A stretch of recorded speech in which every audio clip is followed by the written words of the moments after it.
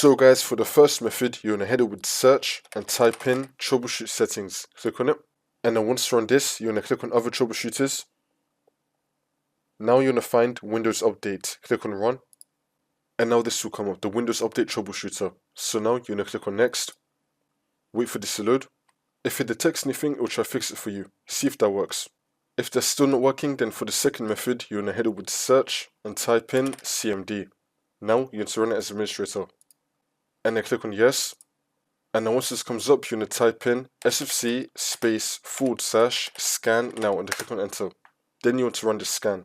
Wait for this to load. I'm going to skip the video to when the scan will be fully completed. And then once that's been done, you now want to type in dism /online /cleanup -image